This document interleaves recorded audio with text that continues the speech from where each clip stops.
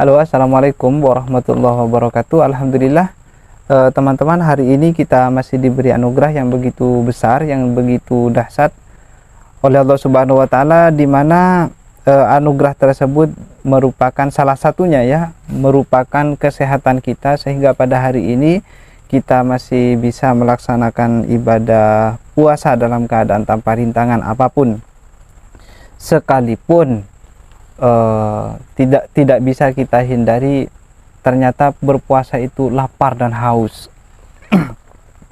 Dan untuk saya pribadi, alhamdulillah juga masih diberi kesempatan untuk saling berbagi informasi islami kepada kawan-kawan sekalian, yang mudah-mudahan apa saja yang telah kita sampaikan dan yang akan kita sampaikan selalu memberikan keberkahan ataupun menjadi pintu kita supaya menjadi makhluk yang lebih baik untuk kedepannya. Untuk materi yang kita sajikan ataupun kita kaji hari ini masih tetap, yaitu adalah kitab Daqaiqul Akhbar, dan pembahasan yang sama, yaitu masalah malaikat.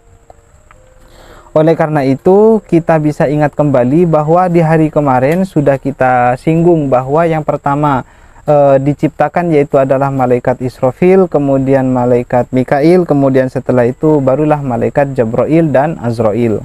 Hari ini poin pembahasan kita ataupun fokus pembahasan kita yaitu adalah pada malaikat Jabrail. Di sini dikatakan wa amma Jabrail alaihi salam fa khalaqahu Allahu ta'ala ba'da Mikail bil khamsi mi'ati amin, bahwa setelah Allah menciptakan Mikail 500 tahun setelah itu barulah Allah menciptakan malaikat Jabrail alaihi salam. Walahu alfun wasittu mi'ati janahin, dan dikatakan juga bahwa malaikat Jibril ini adalah sosok yang memiliki 1600 sayap, janah 1600 sayap, kemudian sekujur tubuhnya penuh dengan rambut, dan setiap helai rambut yang dimiliki oleh malaikat Jibril ini setara ataupun sama seperti rembulan dan sama seperti bintang gemintang. Mungkin yang dimaksud sama di sini bukan dari sisi bentuknya, melainkan dari sisi cahayanya. Dan wa kullu yaumin yadkhulu fi bahrin nur, dikatakan bahwa malaikat Jibril ini setiap harinya akan menyelami lautan yang terbuat dari cahaya sebanyak salasa mi'atin wasab'ina marrah, sebanyak 370 kali dalam tiap harinya.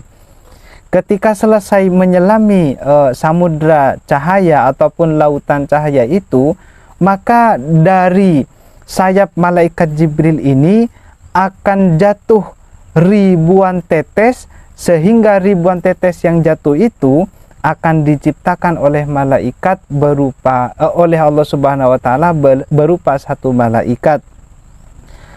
Jadi malaikat Jibril ini masuk ke dalam ataupun menyelami lautan terbuat dari cahaya.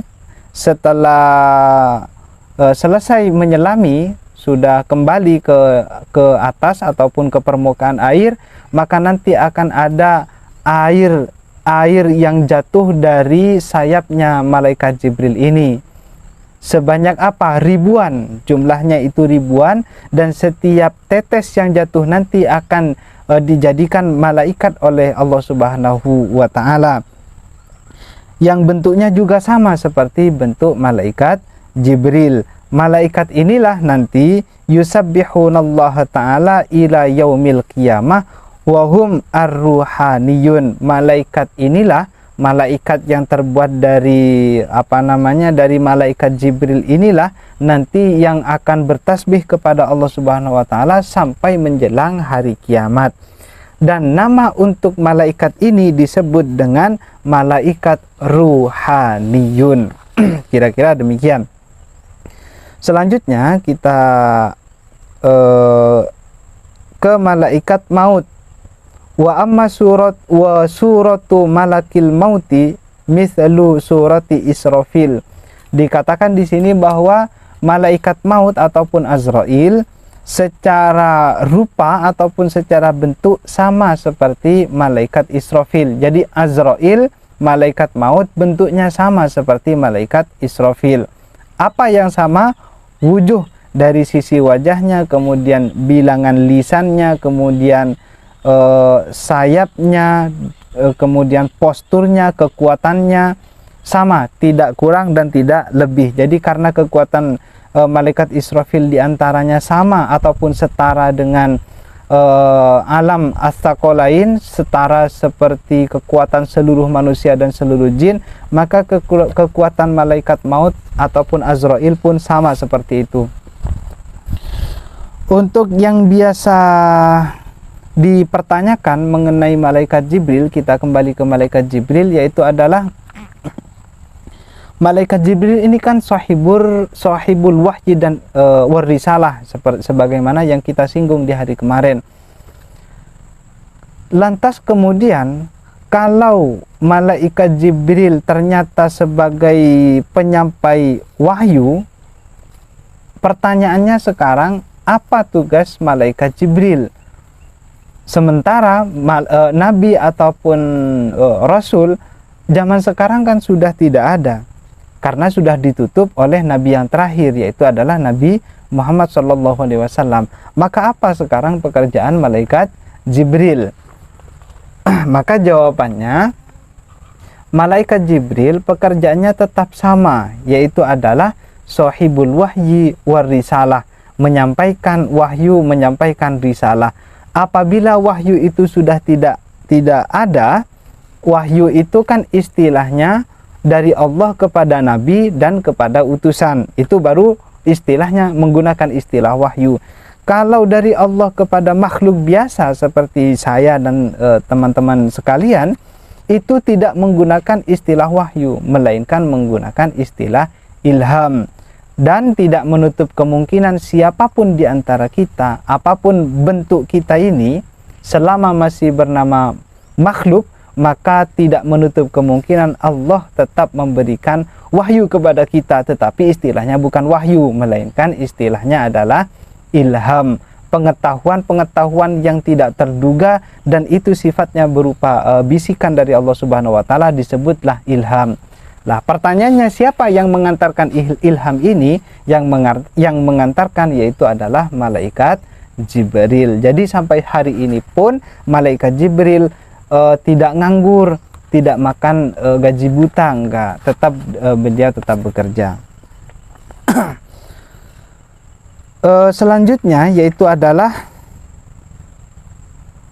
bagaimana cara malaikat maut mencabut nyawa makhluk yang ada di dunia ini. Misalkan di Indonesia sekarang ada 10 orang yang wafat ataupun yang mati. Kemudian di Amerika dalam waktu yang bersamaan juga ada 10 orang yang mati. Kemudian di Afrika misalkan di tempat yang jauh di sana juga ada 10 orang yang juga mati. Maka bagaimana cara malaikat maut untuk mencabut nyawa mereka? Bukankah malaikat maut itu cuma satu? Bukankah ini nanti akan menjadi hal yang mustahil dari Indonesia ke Amerika ke Afrika misalkan? Padahal mereka mati dalam waktu yang bersamaan. Bagaimana caranya? Cara mengambil ruhnya? Maka di sini dikatakan, dijawab, yaitu adalah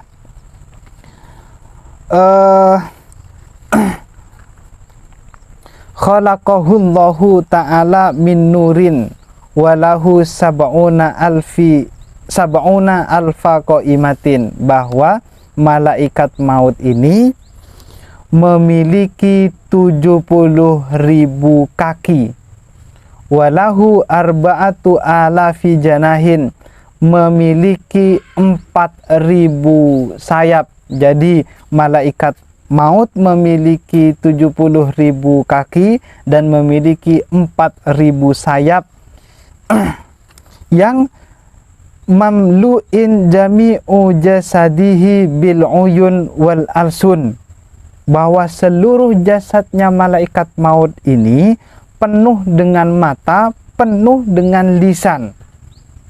Walaysa ahadun minal khalqi minal adamiyyin wat tuyur wa ahadun wa kullu dzirihin illa walahu fi jasadihi wajhun wa ainun wa yadun wa udhunun bi adadi kulli insanin.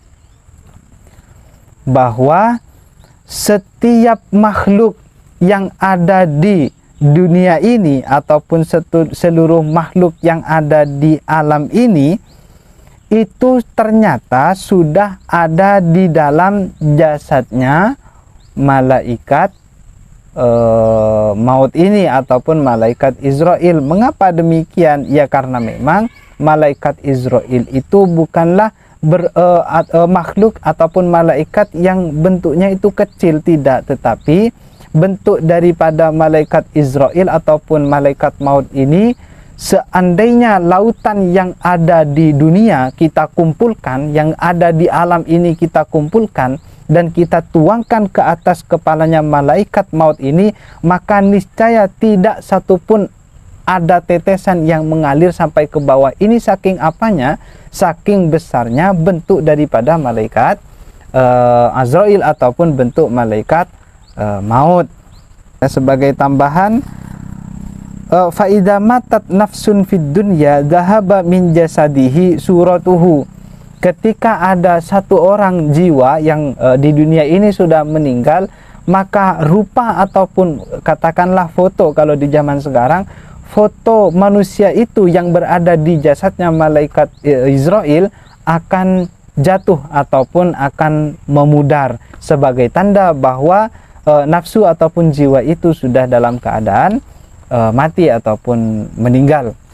Jadi alhasil kesimpulannya, secara penciptaan malaikat itu pertama adalah malaikat Israfil, kemudian malaikat Mikail, kemudian malaikat Jabrail, dan kemudian malaikat Azrail ataupun malaikat maut.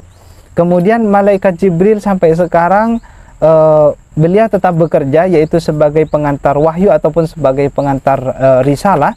Dan untuk malaikat Azrail, cara bekerjanya, karena beliau ataupun malaikat Azrail ini memiliki bentuk yang begitu besar, dan di dalam jasadnya itu sudah tergambar setiap manusia yang ada di dunia ini, maka apabila ada makhluk yang mati secara bersamaan di tempat yang berbeda, keadaan ini tidak sampai membuat malaikat Israel ataupun malaikat maut merasa kerepotan.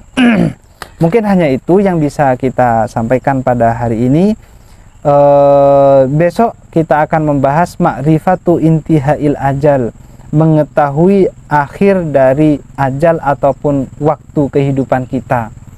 Mungkin itu saja. Semoga apa yang kita sampaikan dari awal sampai akhir bisa memberikan keberkahan dan kemanfaatan untuk kita semua, terutama dapat menjadi pendukung untuk kita menjadi manusia yang lebih baik setiap harinya ataupun ke depannya. Wallahualam. Wassalamualaikum warahmatullahi wabarakatuh.